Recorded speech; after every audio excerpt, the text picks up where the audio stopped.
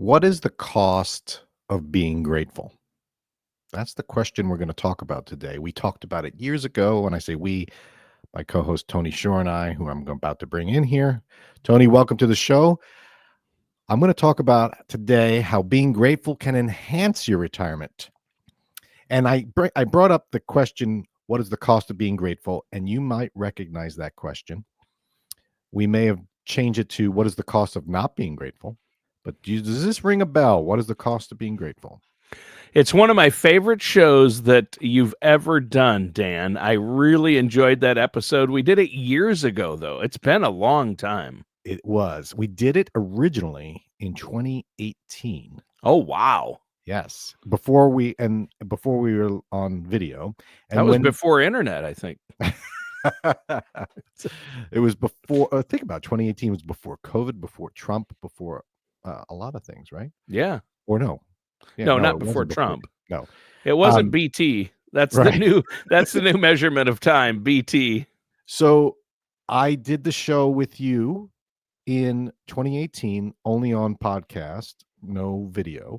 We revisited it in 2020, only on audio as well. We didn't have video then either. And I agree. It was one of the best shows. I enjoyed doing it. And I wanted to revisit it today because it is Thanksgiving week in 2024. So fast forward 6 years, a lot has happened. And there's some new research out.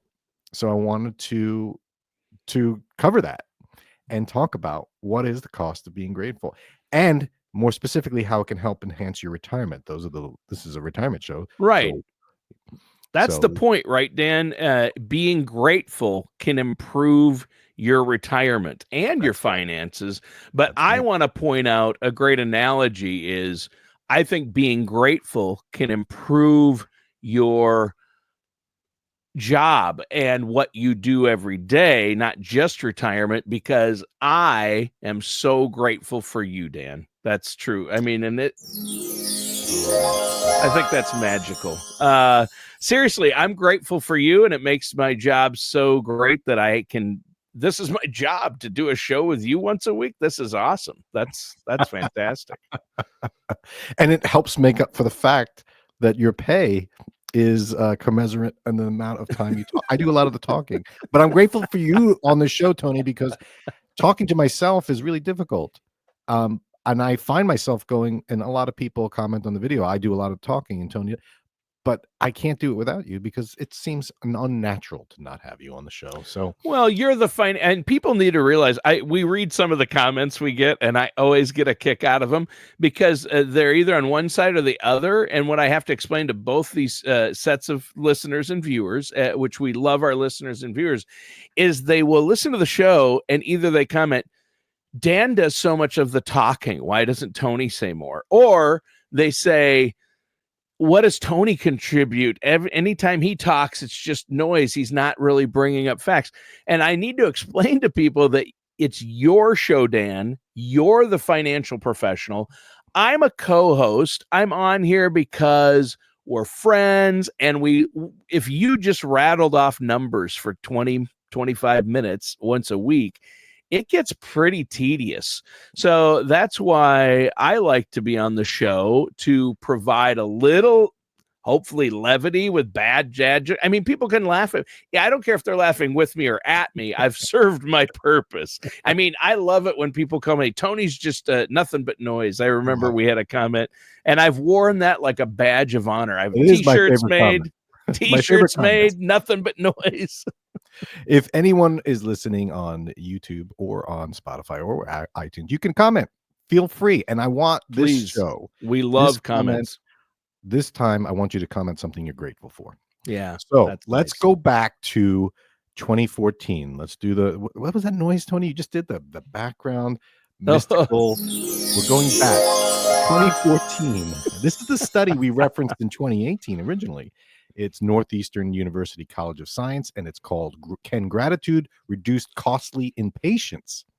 So the way this study, and I know it's 10 years old now or more, but I still love it, and we're going to go back in time and revisit it.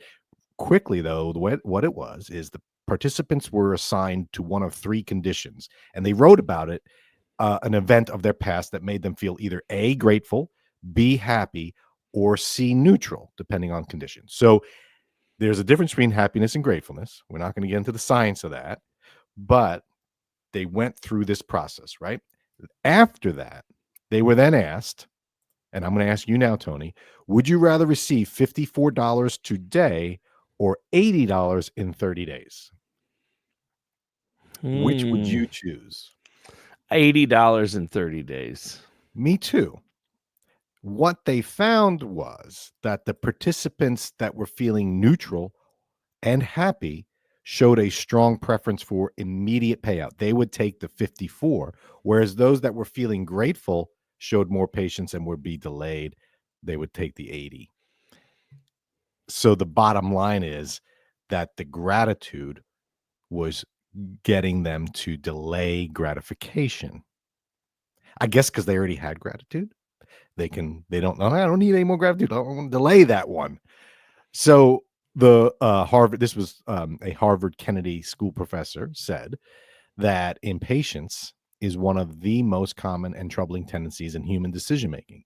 And I've seen this, and we've talked about this on countless shows. Impatience, when it comes to retirement planning, can derail it. Yeah, if you don't have patience for a plan to work, you get emotional or want to do things now. It reminds me of that saying my mom always told us, patience is a virtue for which I can hardly wait. I love that line. Well, it's the old marshmallow test that the kids did.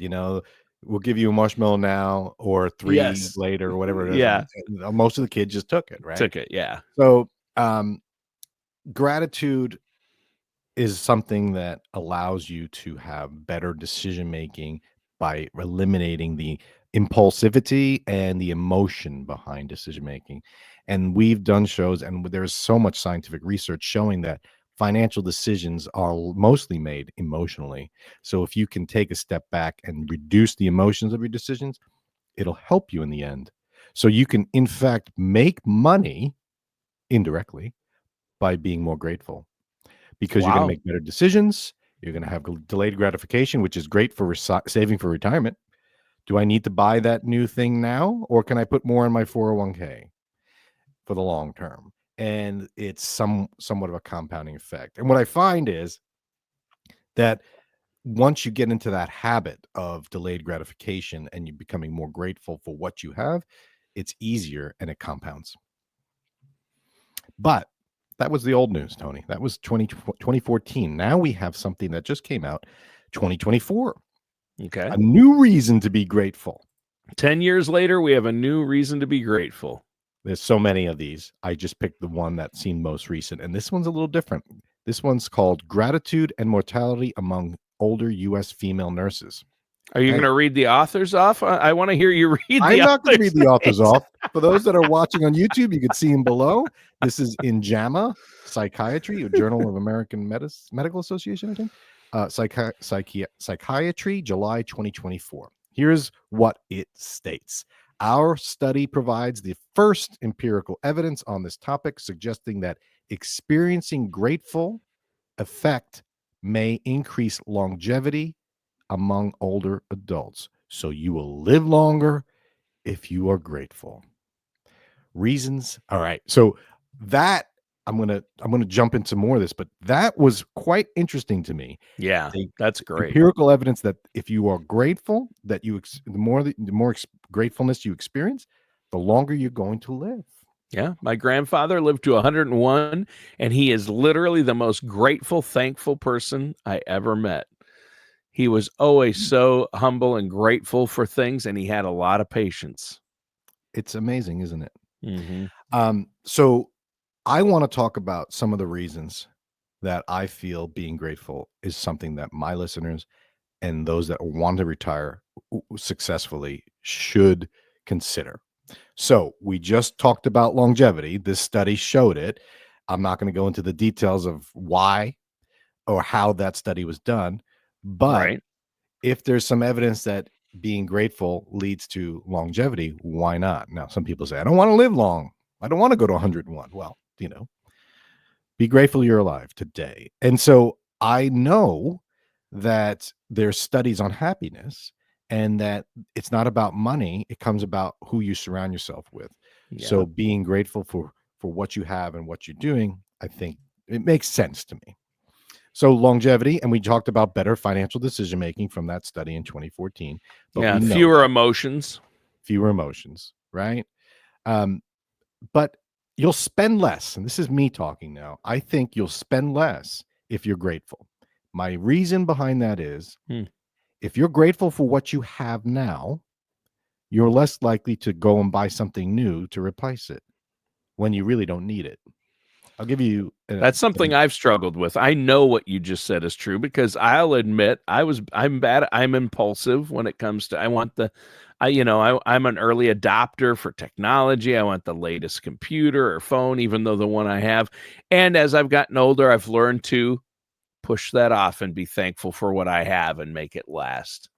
Is that your doing or your wife saying, "Dude, Tony, we can't have any more records. There's That no more is room." that is a combo platter, Dan, of my wife telling me this, and my coworker Mitch, our producer. He gives me a hard time, or people a hard time who aren't grateful for what they have. I think he's very patient and grateful for what he has. He doesn't seem impulsive. My wife is not impulsive.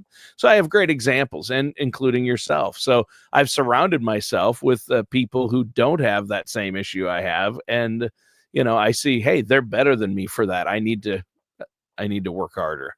Yeah. And I wrote a book on this, the spending window, and using intermittent fasting principle of spending only in certain times. And it shortens the timeline for you to make the decisions, but it gives you an idea that if you can not spend as much emotionally, if you can tighten that window, eliminate the emotions, be grateful for something you have, you'll spend less. I really truly believe that. And part of retirement isn't about how much money you have, it's how much you spend. And do I need $1 million? We've done shows on that. Do I need $2 million to retire? It's a silly question. The question is, how much do you spend? And I'm not telling people just spend less and you can retire, but theoretically, the less you spend, the less you need, the less money that you need as a nest egg to make that last. So working to build this nest egg is irrelevant if you don't even want to spend it. So spending less is very helpful, but I think being grateful for what you have will help you spend less. The second point I want to make is that you attract others.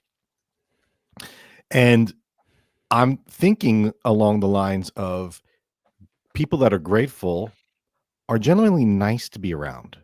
Your grandfather, you said, was the most grateful person you've ever met. Yep. Was he fun to be around? Yes, very much so. Yeah. Did he have a lot of friends? Yes. How do you have a lot of friends at age 100? I mean, most of your friends will theoretically pass away well before you. So everyone in town knew him, young and old. Yeah. Because of how nice he was, grateful he was, things like that. I think this is important in retirement. The studies again on happiness, it's not about how much money you have, but about your core group around you, whether you're married or to have children or have a social network. If you don't have those things, right? If you're alone and sheltered, your longevity goes down, your happiness levels go down. So by being grateful for that and being interactive, more people want to be around you. It's kind of a magnet for being for getting. That's what my grandfather said. I mean, at 100, he was still going camping and active at 100. Yeah, and we did that. I mean, the TV, Blue Zones, right? All the local TV stations and newspapers interviewed him. They interviewed him every year, pretty much from 90 on. Like, how do you do it? You're still driving. You just bought a new truck. They even interviewed the Ford dealership, and they say, we've never sold a vehicle to someone who is 98 years old or 99 years old. He bought. You're like, please don't. He shouldn't be driving, right? Yeah, no, he was actually pretty good at that point. At 100, at the end of his 99th year, he kind of started having at a drive. He outlived two wives. So, so I'm going, and the last point I want to make about being grateful. I think it's Anne Frank said, no one no one becomes poor by giving more. Right. Right. Or the Beatles. I think we can channel your inner Chris Farley and do the, Oh yeah. Is and it then true? Is it true? And you said the love you take is equal to the love you give, or whatever. The love you give is equal to the love you take. Right. Yeah. So I think the more you give, or you'll get more. The more you're grateful Yep. for things, the more will come back to you, financially and also just socially. So I want to conclude, Tony, by saying that back in 2018 when I did that show, my mom died, and it was an emotional time. Yeah. And I said, I'm going to start practicing gratitude. And then I revisited it 2 years later and said, have I been doing that? And I said, oh, yeah. And now I'm fast forward 4 years later, and I would say that I failed on that part. I haven't been as grateful as I should be. And so this is my telling you, Tony, I am grateful for you. I am grateful for the listeners in the show. I'm grateful that I'm able to do it every week and talk about whatever I want to talk about. And no one telling me this. I don't generate revenue from this show. This isn't like a job for me. It's just my way of just staying on top of things. And I want to stay on top of this because I think being grateful is underrated. I think a lot of retirees would benefit just from reflecting on it. And as people are out there enjoying their Thanksgiving, I want to say happy Thanksgiving to all, and happy Thanksgiving to you, Tony. And I hope everyone begins to be more grateful. Oh, thanks, Dan. I think that's great. And I am grateful. Seriously, I'm grateful for you and the show. I love doing this each week.